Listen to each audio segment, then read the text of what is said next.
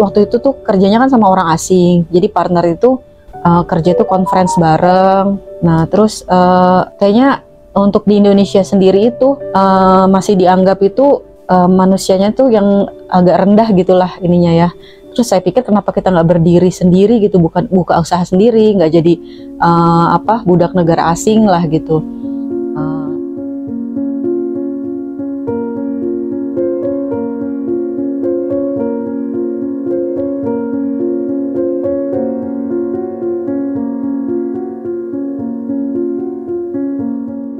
Assalamualaikum warahmatullahi wabarakatuh. Saya Aristia, owner dari La Pristia Butik yang beralamat di Jalan Tonjong Sudi Mampir, Ruko Sentra Danau Kemuning nomor 6. Untuk La Pristia sendiri ini adalah butik. Kami memulai dari tahun 2013 bulan Desember. Pertama buka waktu itu di Depok Town Square di Detos. Itu kita sewa di pameran gitu. Nah, terus seiring dengan bertambahnya pengunjung, makin lama makin ramai ya, akhirnya kita coba sewa kios, sewa toko di Detos. Kemudian mulai berjualan dari hijab, kemudian akhirnya kita buka satu toko baju lagi. Nah, kemudian setelah itu kita bertahan di Detos itu 7 tahun. Saat itu masih offline ya, jadi belum mencoba untuk jualan online. Nah, di tahun 2016 kita saat mulai ada Shopee, kita mulai buka toko di Shopee dan mulai menambah jualan di online.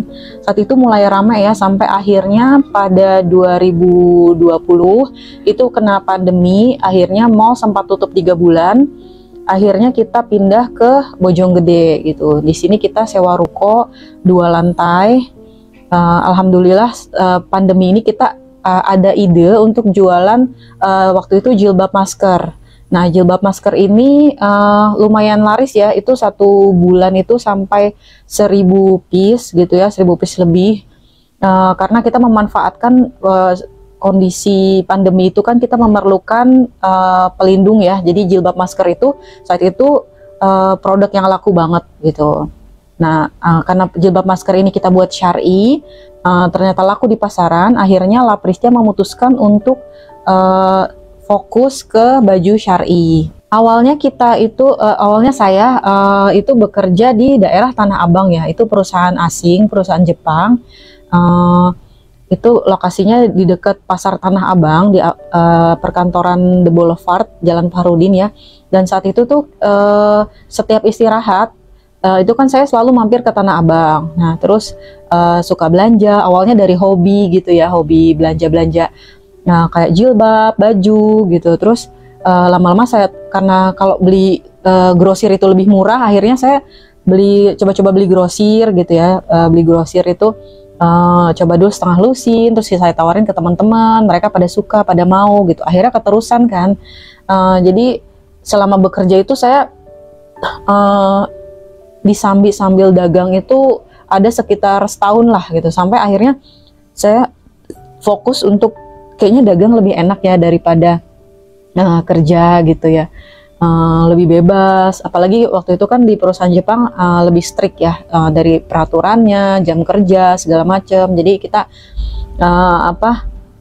apalagi waktu itu tuh kerjanya kan sama orang asing, jadi partner itu kita ada perusahaan itu kan punya cabang di beberapa negara, ada di Filipina, Brazil, Malaysia, Sri Lanka gitu. Nah, kita sering kerja itu conference bareng. Nah, terus kayaknya untuk di Indonesia sendiri itu masih dianggap itu manusianya tuh yang agak rendah gitulah ininya ya. Terus saya pikir kenapa kita nggak berdiri sendiri gitu, bukan buka usaha sendiri, nggak jadi budak negara asing lah gitu. Kemudian ya udah saya putuskan untuk resign, fokus ke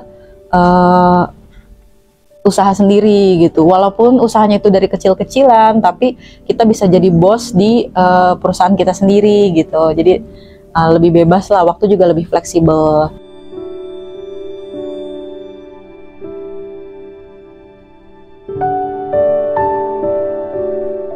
Nah, terus kalau untuk kenapa memilih fashion itu ya karena saat itu passion saya sendiri gitu. Fashion itu passion. Jadi saya itu suka apa model-model baju gitu kan, terus suka gambar-gambar juga. Dan untuk yang model-model yang kita desain saat ini tuh juga kurang lebih itu hasil coret-coret gitu kan, terus diimplementasikan ke pola, terus dijahit sama ahlinya, dan ternyata hasilnya bagus, akhirnya diterusin aja gitu. Jadi untuk kalau di bidang fashion ini tantangannya itu yang paling sulit adalah kita bagaimana repeat ordernya itu berlanjut terus. Karena kan baju itu bukan seperti makanan yang orang itu butuh setiap hari gitu, butuh dibeli sehari 3 kali gitu. Kalau baju ini kan sifatnya hanya pelengkap lah gitu. Kalau orang mau beli ya beli gitu. Tapi nah gimana caranya tuh supaya kita bisa bertahan di dunia fashion ini, kita harus selalu up to date sama apa yang lagi hit sekarang. Kayak tahun 2014 atau 2015 2016 itu sempat ngehits itu jilbab Hana kan, yang dipakai sama Dewi Sandra waktu itu. Nah itu kita coba bikin juga sendiri dengan model seperti itu gitu, karena itu adalah model yang lagi digandrungi ya. Jadi kita itu harus selalu ATM ya, amati, tiru, modifikasi. Jadi kalaupun kita ngikutin juga nggak plek-plek sama gitu, tapi tetap harus dimodifikasi dengan ciri khas kita sendiri gitu. Terus ada lagi model yang lagi hits apalagi gitu, nanti kita ikutin lagi. Jadi kita terus mengikuti apa yang masyarakat mau, apa yang lagi tren, yang lagi hits sekarang itu kita ikutin. Jadi jangan kekeh. Kalau di dunia ini tuh nggak boleh, di dunia fashion tuh nggak boleh kolot ya. Kayak misalnya kita mempertahankan, saya kan sukanya model ini gitu, terus ya udah saya bikin yang ini aja, saya nggak mau bikin yang lagi hits sekarang gitu, karena itu nggak sesuai sama diri kita. Nah itu jangan seperti itu juga. Jadi harus tetap ngikutin tren yang lagi ngehits saat itu agar kita tetap bertahan seperti itu. Nah terus juga untuk cara pemasarannya juga kita ngikutin apa yang lagi hits juga. Kayak misalnya dulu waktu mulai Shopee ya kita ikut daftar Shopee, terus ada lagi e-commerce apa gitu, kita ikut daftarin akun kita ke situ.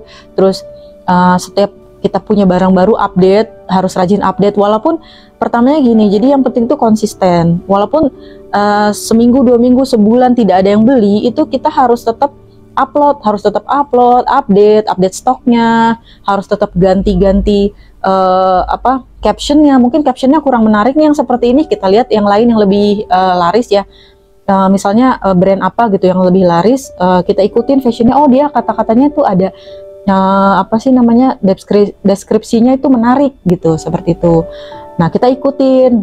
Nah kemudian ada lagi iklan itu di Facebook ya. Nah, jadi Facebook itu kan ada namanya Facebook Ads. Nah itu juga kita belajar.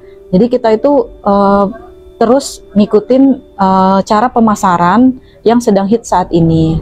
Kami juga sering mengikuti workshop dari mulai yang murah sampai yang mahal, dari mulai workshop yang sepele seperti desain gitu, terus foto by phone, jadi fotografi dengan menggunakan handphone gitu, terus workshop Facebook Ads, TikTok Ads, itu masih kita belajar juga gitu.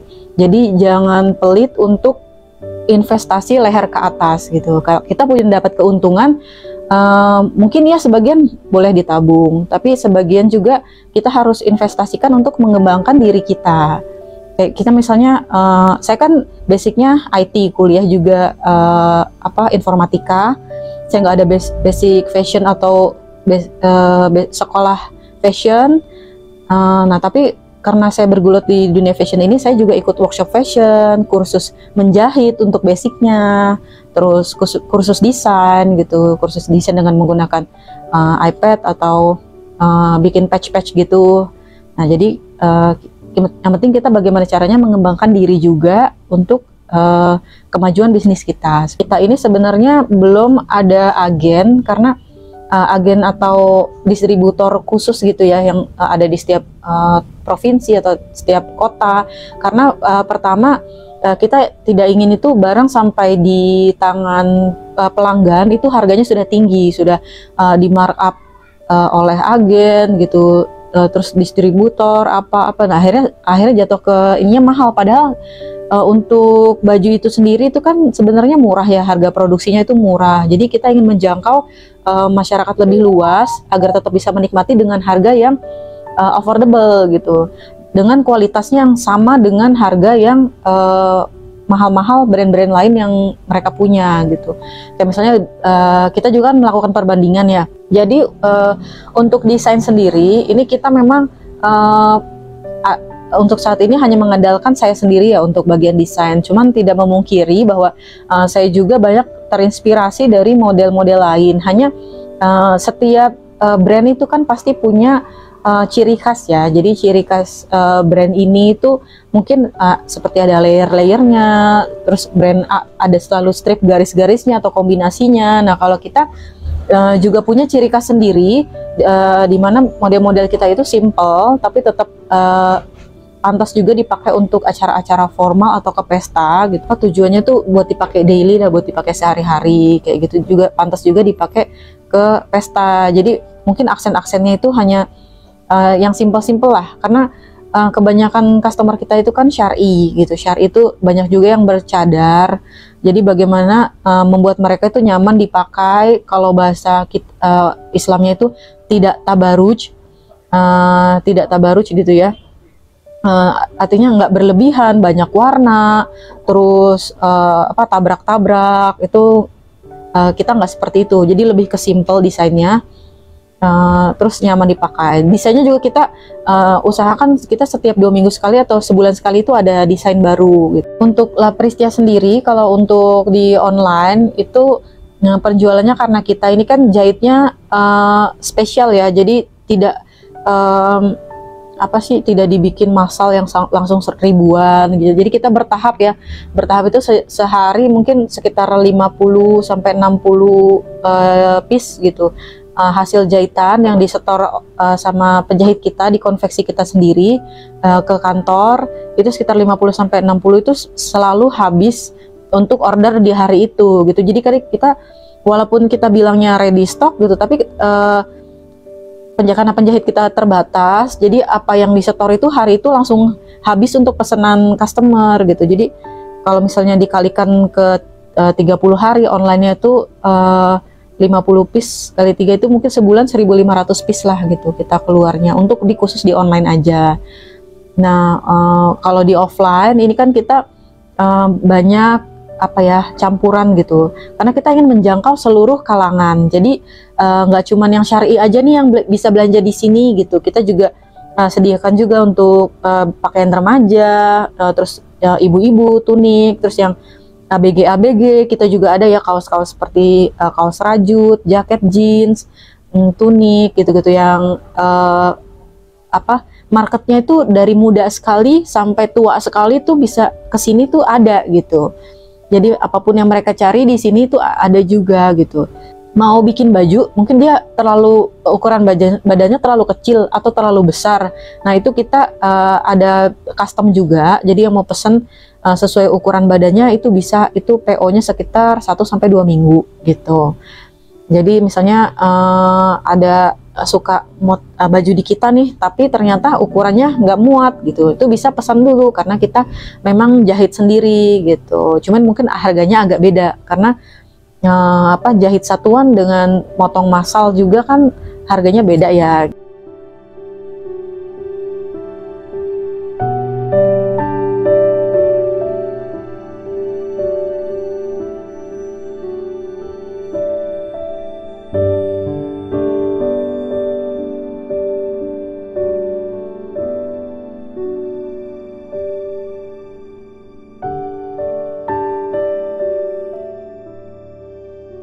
Jangan lupa di subscribe, juga bisa ditekan tombol loncengnya di channel YouTube Aga Nachib.